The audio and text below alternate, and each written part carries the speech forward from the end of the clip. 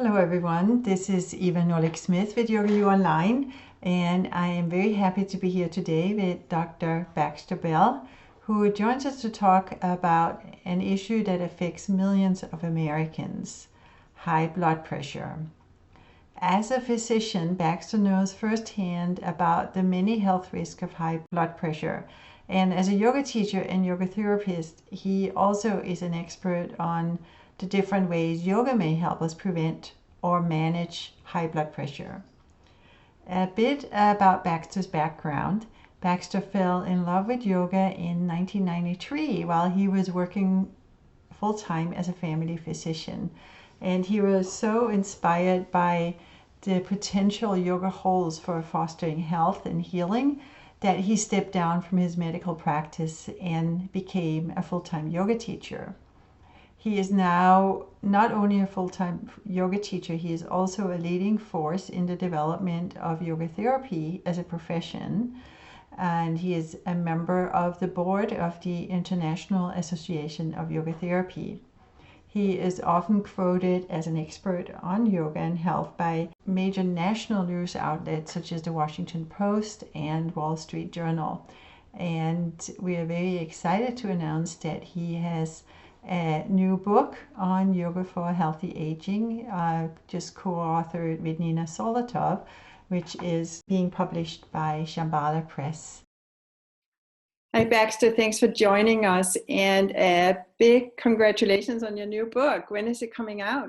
Thanks. The book, Yoga for Healthy Aging, that I co-authored with Nina Zolotov, is coming out December the 12th, 2017. So just a couple short ways away. And it's being published by Shambhala Press.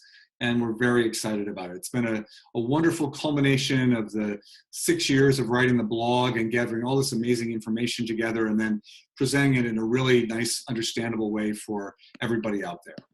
Yeah, and such a timely topic, so many with the, what is it called, the silver tsunami of aging baby boomers. Yes. It's definitely very timely. And of course, when we talk about healthy aging, one of the things we have to talk about is maintaining normal blood pressure. I saw a statistic recently that 1 out of 3 Americans over 40 have high blood pressure. Yes, isn't that amazing? Yeah. Staggering, isn't it? And yeah. That's about 70 million people in the United States, and they estimate over 1 billion people worldwide have high blood pressure. So it's a huge issue for the United States and also for the entire globe. And it's also interesting that, and if you look at the distribution of high blood pressure between men and women, men tend to develop it earlier in life, before the age of 40, 45. Women tend to develop it more often after 65, but over the course of the lifetime, it's pretty equal between men and women. So it affects everybody. We have to really think about this for men and women. And about a third to a half of the people walking around with high blood pressure don't even know they have high blood pressure. They haven't been diagnosed yet. Because the problem is that it's not accompanied by any really predominant symptoms that you're going to notice if you have high blood pressure. It doesn't cause chronic headaches or fatigue, at least not to the extent that it drives people in to get checked out. So it gets discovered on a routine exam when you're there for something else to see your doctor. Yeah, interesting. And most people sort of know that there's a link between high blood pressure and stroke. But could you, yes, both stroke and heart attacks, but what are the mechanics of that? How exactly, what are the pathways through which high blood pressure affects our health? And is it important to catch it early on?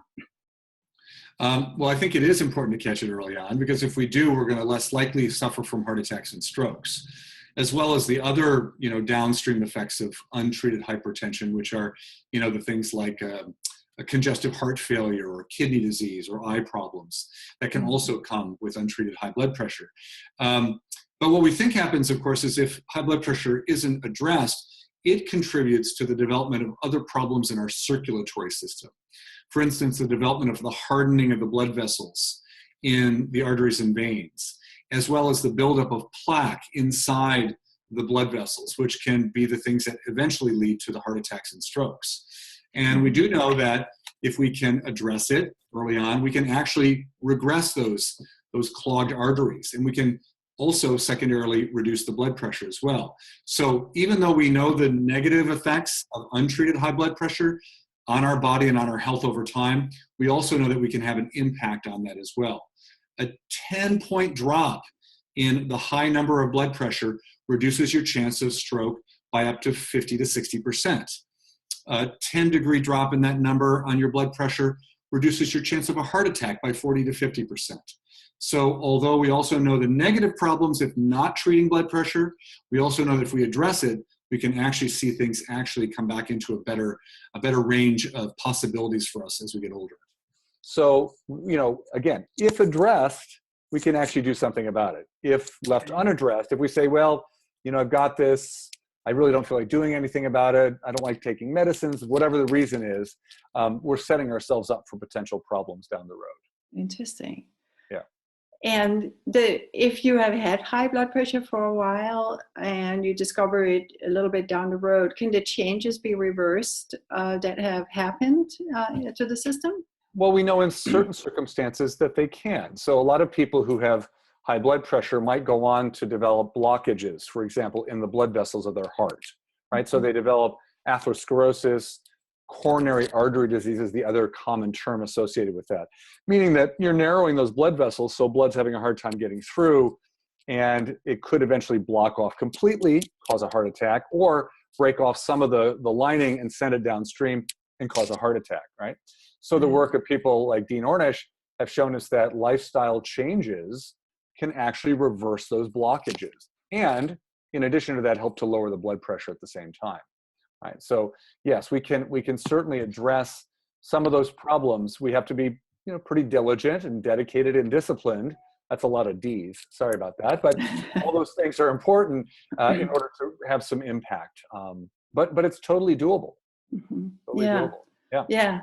I guess we can sort of look at the half empty cup, or we can also look at the half full cup. So the 2/3 of people who don't have high blood pressure, what characterizes them that they can avoid it? Well, if you don't have high blood pressure right now and you'd like to prevent it from developing in your life, because what's interesting is that, men under 45 are more likely to have high blood pressure. But when women get to 65, they catch up. So women have a higher incidence of high blood pressure after 65. But if you look at the whole lifespan, men and women are typically pretty equal in developing high blood pressure at some point in their life, right?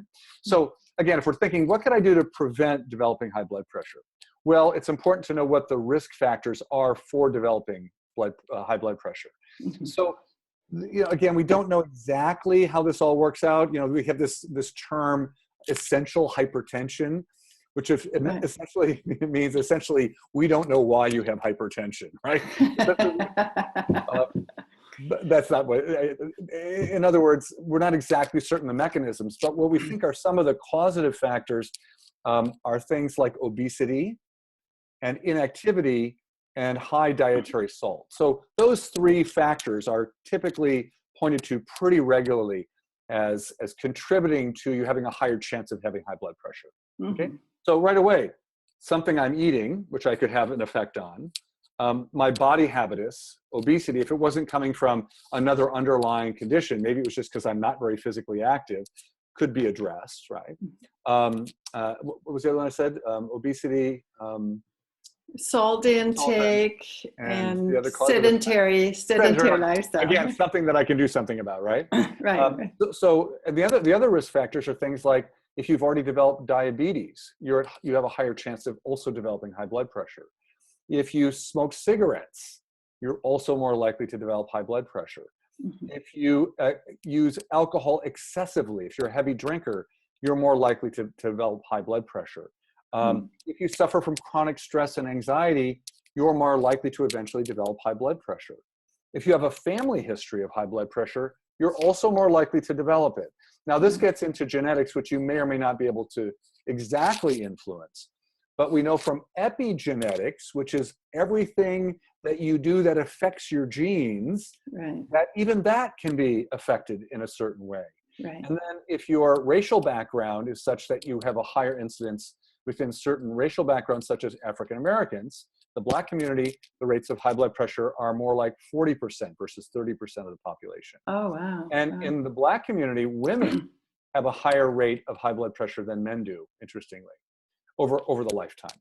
So again, almost everything I've mentioned are things that here on Yoga U and and other places that we've been talking about for the last couple of years, where yoga can have a positive impact Right, right. on maintaining or even sometimes starting to reverse the trend of a particular condition, right? So if I have developed diabetes, for instance, but it's type 2 diabetes, and I'm right now working on dietary changes and maybe taking one medication to help keep my sugars more healthy, we know that if we apply yoga tools in that setting, that we can have even more dramatic improvements that take place. And there have been certain individuals who have gone from being actively diabetic to going back to being pre-diabetic, meaning their blood sugar levels go back to normal and they're off medication because they did that with their doctor. They kind of titrated that down, and their lifestyle practices that fall under the yoga umbrella are helping them to maintain good blood sugar control, right? Therefore, I'm eliminating one of the risk factors associated with developing high blood pressure. Right, right. Right? So I can kind of approach it from very many different angles. I see. Depending on, Right. depending on what I know about my own life, like if I have diabetes, or if maybe I have been drinking too much lately and I want to do something about that, I could utilize my yoga tools for changing lifestyle habits, bad health habits, therefore lowering my risk of developing high blood pressure. Yeah, interesting. All right, I think one of the things that people are concerned about with high blood pressure is, should they or shouldn't they take the medication? I mean, the medication is very commonly prescribed, but it also has gotten a bad rep. Yeah. Well, let's step back for 1 second and talk about 3 scenarios. Scenario number 1 is this condition called prehypertension, right? Where the blood pressure is just a little bit elevated. Normal these days is considered 120, the top number, the systolic blood pressure, over 80, the bottom number, the diastolic blood pressure, right? So 120 over 80, anything there or below is considered normal. So that's good news, right? So that's normal blood pressure. Right. Prehypertension means my blood pressure numbers are between 120 to 140 on the top number and 80 to 90 on the bottom number. And the good news is that the treatment recommendation from your doctor is typically simply lifestyle modification, not medication, not medication. It's good news, right? So, I mean, if you go in and they say, hey, we've got something to discuss, it's not super great news, we think you have prehypertension, at least this gives you a little window of opportunity to do everything you can when it comes to lifestyle modification to maybe avoid the need to even take medication down the road. Okay, so that's prehypertension. If I fall into the next category, which is called basically stage 1 hypertension, it means my top number is somewhere between 140 and 160, and my bottom number is between 90 and 100. And at this stage, also, they usually start off by saying, let's do everything we can in terms of lifestyle modification and diet and exercise before we try medication. So again, you're given a little window of opportunity where you're not being prescribed medication as the first thing that you have to do to address this problem. Okay? So that's so we're talking about no hypertension, prehypertension, stage 1 hypertension, all lifestyle stuff.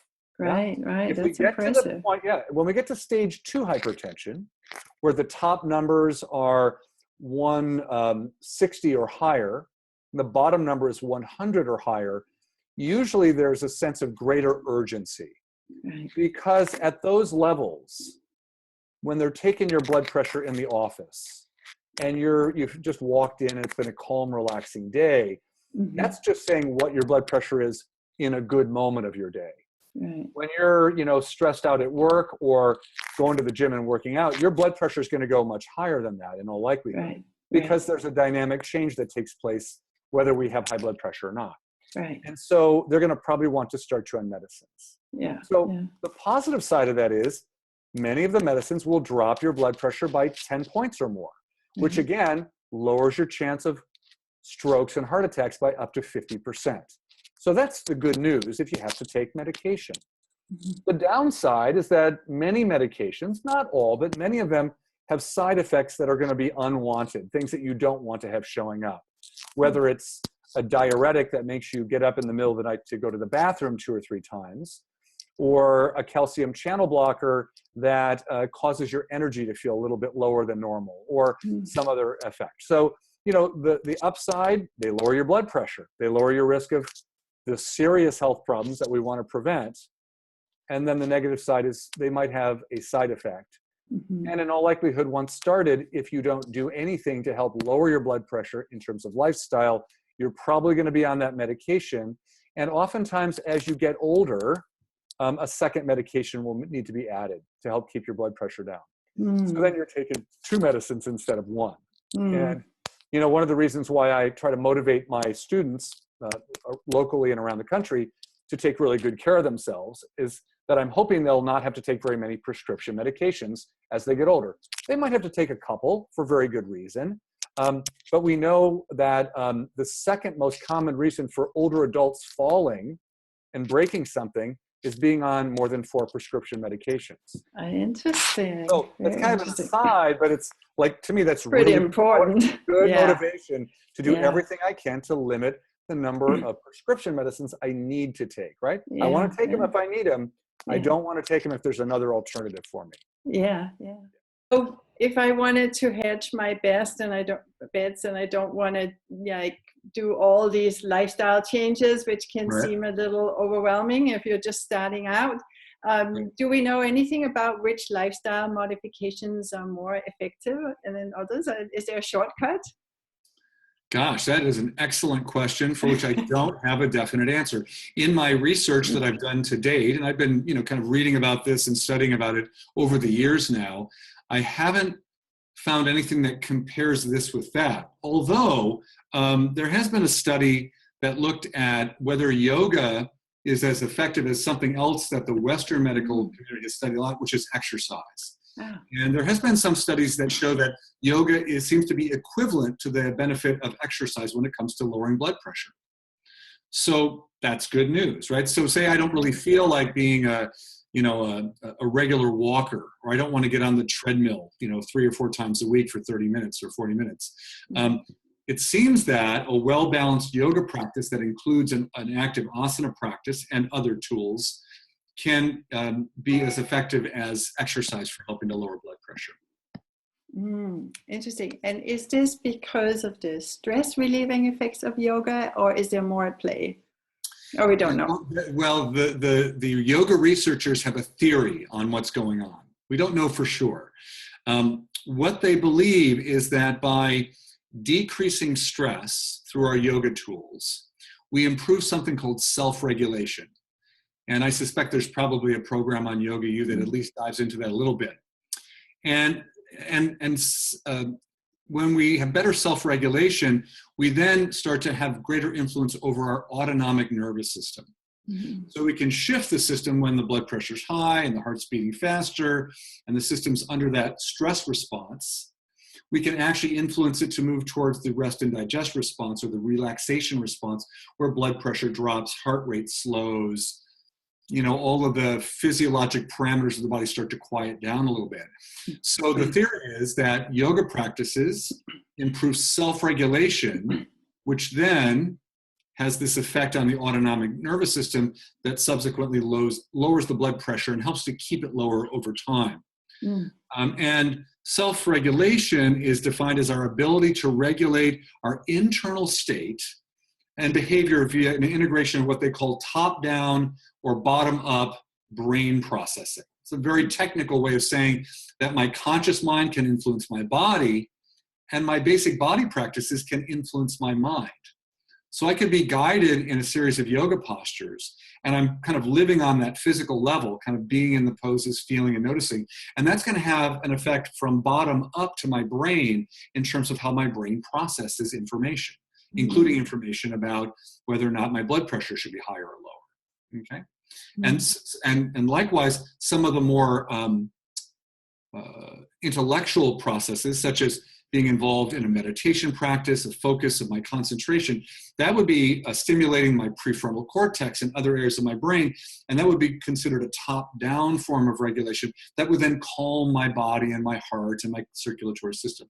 So we've got this bottom-up and top-down effect that comes through self-regulation, at least on a theoretical level right now. That's what yoga researchers are talking about these days as to how it affects blood pressure. Yeah, that's beautiful.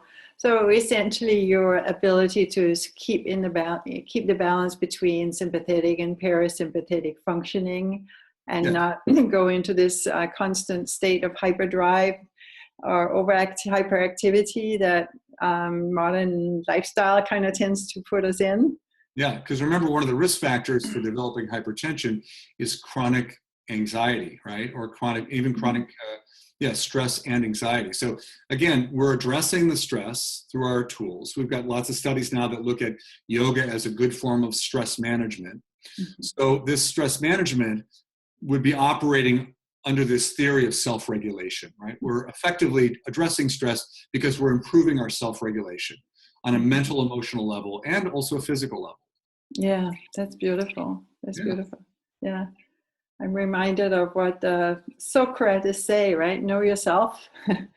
So as we learn how to work with ourselves and our emotional states and our body, it's pretty amazing that we can affect these changes in the body that have, I think we all felt the effects of yoga in terms of our emotional and mental well-being, but it's a good reminder that it has such significant spillover effects into our health and risk factors for heart disease, such as high blood pressure. Yeah. Well, I just wonder how strong the research is on the effects of yoga for high blood pressure. I know there's a number of studies out there, but I don't know how conclusive they are. Yeah, there's about 16 controlled studies that were looked at recently in the new book that came out, Principles and Practices of Yoga and Healthcare, that Timothy McCall is an editor on, and Satbir Khalsa is also one of the main editors. He's the editor-in-chief of that book. And they have a chapter on yoga for hypertension. And they reviewed the research that's been done since the 60s until the last couple of years. And they do point out that there is, although it's preliminary evidence, that the evidence is encouraging that yoga can be at least a good adjunct to Western treatments for high blood pressure. So, they have the same concerns that almost all studies have: the number of people participating, the ability to control with a control group, all those things that we hear over and over again about the limitations in doing yoga research were mentioned when they reviewed these 16 studies, but they felt 7 of them had really good, solid information that came from those. And even Grace Bullock, who writes, of course, for the YogaU online blog, has reviewed a recent study that was done in Israel that looked at lifestyle modification in a study they did against just the DASH diet and exercise, and found that a more comprehensive lifestyle approach that included basically some yoga practices was more effective than the Western recommendation of the DASH diet, which is a diet for hypertension, and exercise alone. So we've got some information there as well. Again, not a huge study, only 116 people in that study, but it was a fairly well done study. So, and viewers of this can actually look at that blog and actually read that and get some more details on what Grace wrote about that. Right. Yeah, that's beautiful. And then, of course, there still are some things people need to be aware of if they're starting yoga or practicing yoga with high blood pressure. Yes. Well, first of all, I think that yoga is generally incredibly safe. One of the great reasons why the editors of that text that I just mentioned were so positive about it is because it's generally safe for most people, and there are relatively no side effects. And in fact, in all the studies they looked at, there were no negative reports of problems in the people that were in the group that was using yoga as a way of addressing high blood pressure. So it's a pretty safe practice generally. However, theoretically, again, if we're doing certain kinds of poses in a certain way, it could jack our blood pressure up in the moment. So we want to keep that in mind. So some typical recommendations or cautions. If you have newly diagnosed, and again, who is it we're talking about? We're not talking about people with normal blood pressure. We're probably not even talking about people with pre-hypertension. although they'd want to be a little bit cautious. We're really probably talking about people with stage 1 or stage 2 high blood pressure. In that case, we'd want to be mindful of strenuous standing poses like the warrior series, because when we hold those poses statically, it increases the workload on my heart and it's going to increase my blood pressure. So the recommendation is you can do those poses, just don't hold them for very long. My recommendation is 3 or 4 breaths and then come out for a couple breaths. And then you could do it again a second time if you wanted to. In fact, in our book, Yoga for Healthy Aging, we have 36 essential poses. And in describing each pose, we talk about a few cautions. And so in any posture where I felt in our basic yoga poses that this was going to be problematic for people with high blood pressure, I mentioned that simple caution. Don't stay in the pose for more than about 3 or 4 breaths. Right. And you can't do it, just be smart about it. So I think that's important to keep in mind. Right. There are some stronger recommendations around other poses. So we actually did a post on Yoga for Healthy Aging, the blog, a while back. Nina wrote the post and she consulted with me on her recommendations. And we basically said that for people who have that stage 1, stage 2 hypertension, you probably are going to want to avoid the big gun inversions, the really strong, powerful inversions like handstand and headstand and shoulder stand and forearm balance. Right, right. And plow pose, even some of the supported versions of plow pose. Again, because when you go upside down, the blood from your lower extremities rushes back towards your head, and it's going to crank your blood pressure up. Your body may eventually help to bring that down a little bit, but in that immediate moment, it's going to go pretty high. Yeah, and that's when you might have a bigger risk of an aneurysm bursting or something else you don't want to have happen to you. Yeah, so is it possible that you could reintroduce those poses at some point? Sure. But you'd want to be seeing the blood pressure numbers coming down towards pre-hypertension or normal levels before you're probably going to want to do those on a regular basis. Yeah. And then any questions about that group of poses before I mention a couple other things? No, just that those are not poses that beginners would tackle anyway. Yes. But for beginners, should they be concerned about simple inversions like leg up the wall pose? Good question. And I would say that you can be much more liberal in having those kinds of poses in your practice and staying in them for a little while. So typically legs up the wall, especially if your hips are on the ground and not up in the air on a bolster, probably very, very little effect on blood pressure. Easy inverted pose, which Judith Lassiter calls instant Maui, where you lie on your back and you have your calves on the seat. Again, could be a variation on legs up the wall. And the supported bridge, where your head's on the floor, but your chest and body is on a set of bolsters parallel with the earth. It's a very slight inversion, probably going to be fairly safe for most people. Right. And then, for some people, they might have to be somewhat cautious in downward facing dog, standing forward bend, and spread legged forward bend because they're partial inversions. But you can get a decent blood return towards your head. So you want to be a little bit, I'd be a little more cautious with those, but not to the extent of the full inversions. And down dog, standing forward bend, and spread legged forward bend are poses that beginners are likely to meet. Right. Yeah. So those are ones to be a little bit more careful with. Yeah. And I have a course on Yoga U Online on yoga for high blood pressure, which we're really excited about. Tell us about the course and what you're covering. Great. So I'm very excited for this too, because as you know, we've put other content up, sometimes on high blood pressure, sometimes on heart health.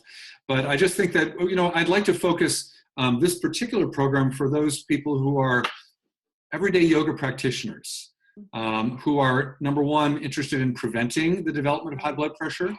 And number two, might have found out that they have pre-hypertension or stage 1 hypertension, or want a little bit more guidance because they have that stage 2 hypertension. They want to be able to safely start to integrate some yoga practices into their life. So that's kind of the group of people I'm hoping that this program really speaks to in a nice way. And that's, of course, I think yoga teachers will get something out of it, but I think they have some other resources they can look at as well. Secondly, I want to take a look again at a little bit of the research out there, just to give people a really clear understanding of what we know and what's reasonable to assume, because yoga is helpful, but it's not a magic bullet, right? So it's not going to be all things to all people, but it can be very helpful for many people.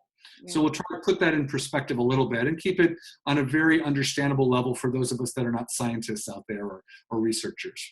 And then we'll talk about how can we integrate yoga as an adjunct to whatever our healthcare team is recommending for us already, right? So we might actually have a really great doc, maybe a good physician's assistant, maybe a great dietitian that we're working with who's giving us some really good guidelines, but we want to know how can yoga fit into that plan that I'm already working on a little bit, especially since I've come to fall in love with yoga as a new yoga practitioner, right? Can I actually use this in a good way? So we'll talk about ways to fit that in to what they might already be doing for themselves.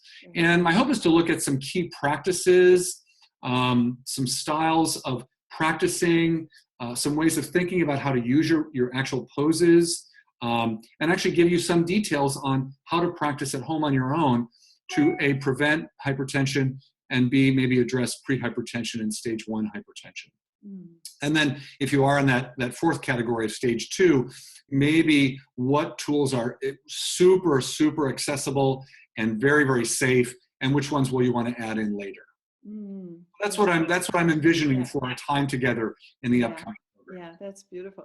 And it sounds like it'll also be a really useful course for yoga teachers who might want to offer kind of course in their community for people looking to work with high blood pressure, which absolutely. Oh yeah, I think it's all this information. I always find that teachers always come to my programs that I do that are for the lay public because they're really interested in seeing how am I going to present this information that can sometimes be a little bit overwhelming, sometimes very complicated. How can we present this in an understandable way, and what do we know about the tools we have available to really help our students? Yeah.